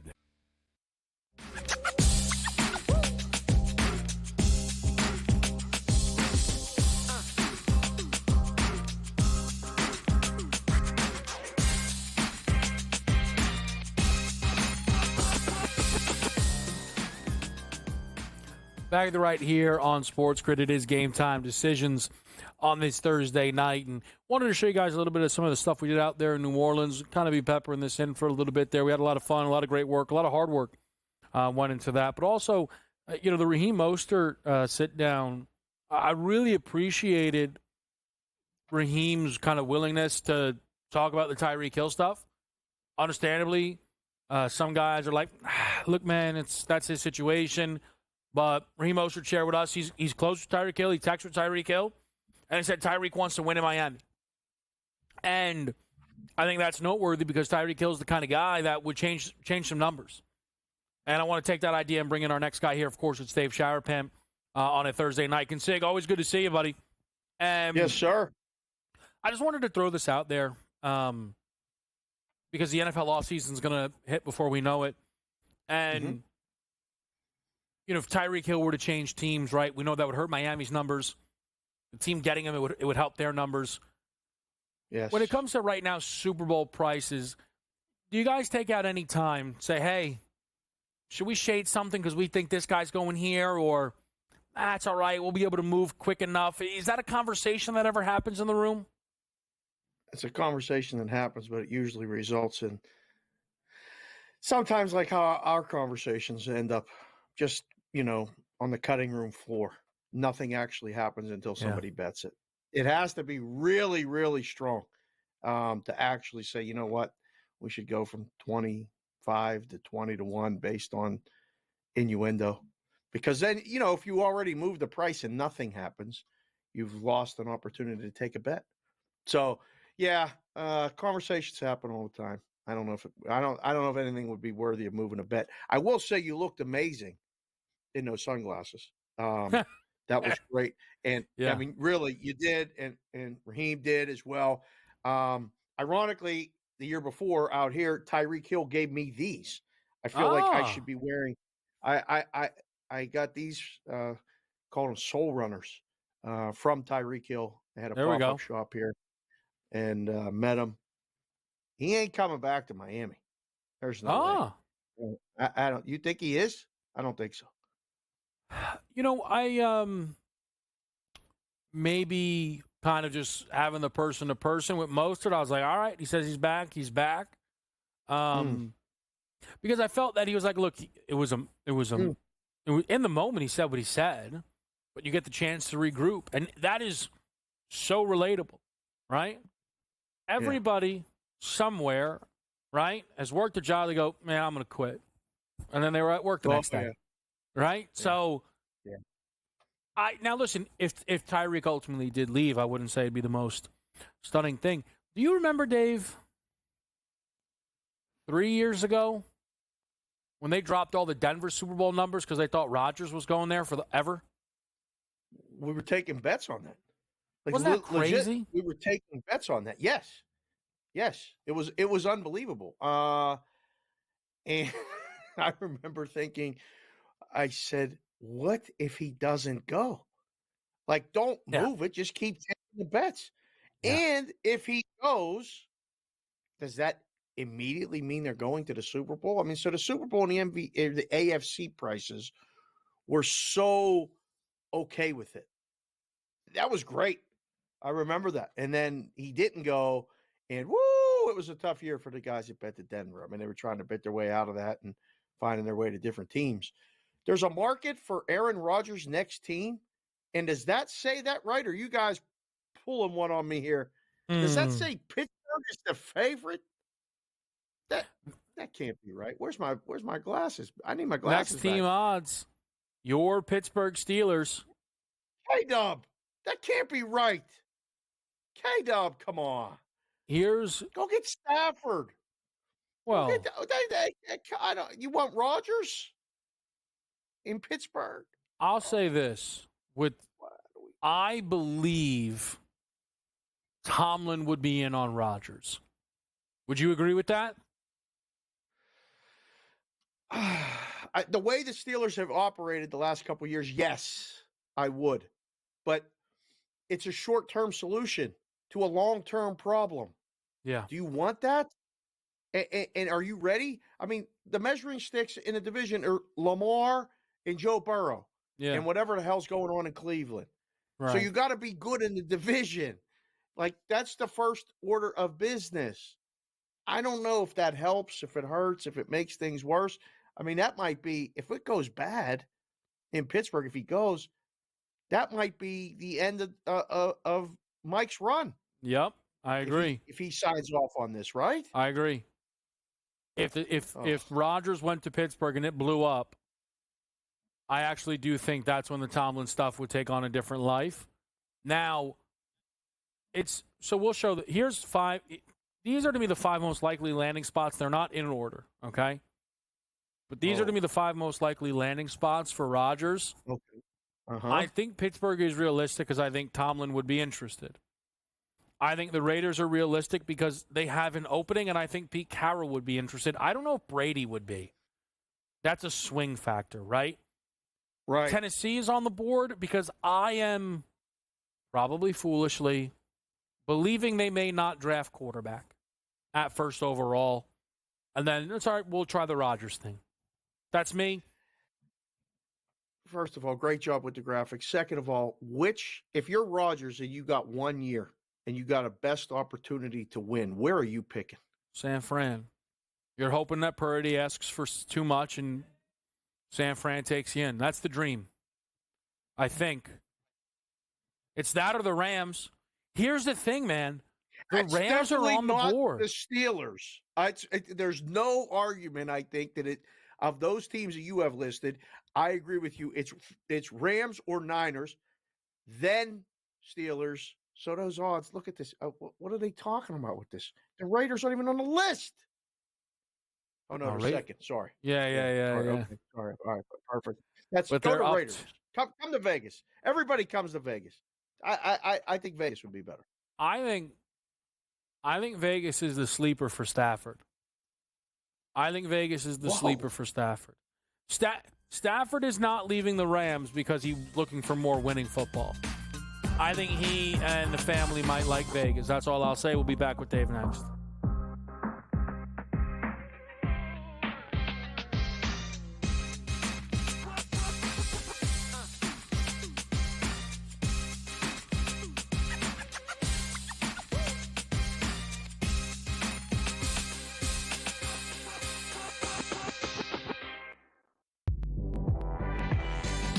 At some point, these 80s are going to learn we don't need to hire ex-NBA guys.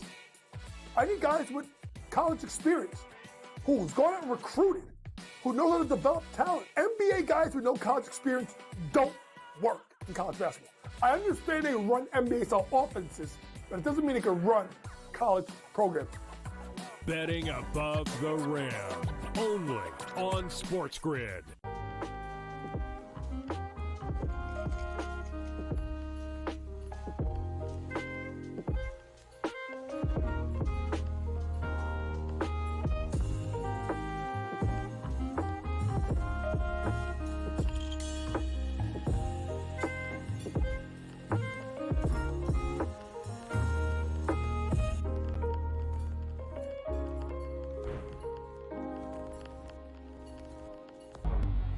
Two guys that can do it all. Too much electricity this morning. This is a good time. We're having a lot of fun. I had to do a triple take. Ka-ching! Why? Because of parity. I didn't mean to offend. Yeah, it's not going to happen. Load management is a dirty word. Let him rip. You know what? Circumstances provide the results. What? How do you do this one? Oh, Donnie, you got such a good show there. A network that is booming. The Early Line, only on SportsGrid. In a short format tournament like this, like the Olympics, now this is even smaller, only 4 teams. Who's got the best goaltending? You're talking 3 round robin games and then a knockout with 4 teams. So you're playing 5 games. I'm not sold yet, Mike, on the USA stuff, on the merch, but I think I'm sold on the USA at least being in the final. Only on SportsGrid.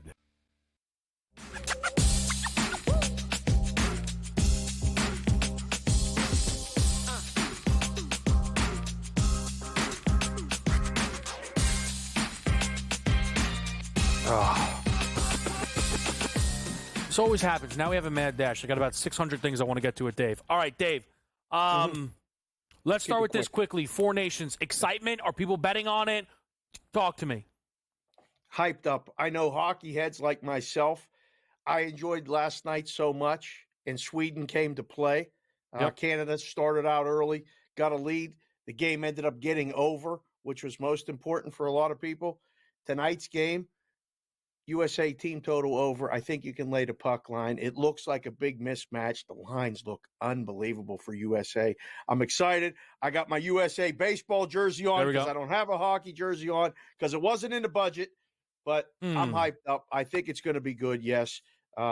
Saturday night, listen, you're a hockey guy. You won't admit it, but you are a hockey guy. USA Canada's a pick 'em.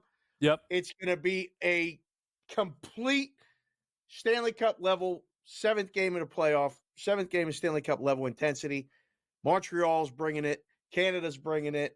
Must-watch television Saturday night, along with the AEW that's in Vegas, by the way. I got your tickets if you want to come out. There's a big there you go. All right. I didn't even realize that. Not bad. All right. Next, All-Star festivities, NBA this weekend. Mm-hmm. Another format change. Yeah. All right. Yeah. You think they're going to be taking bets on Sunday, though? Like, people are going to figure it out and start putting stuff down? I don't know.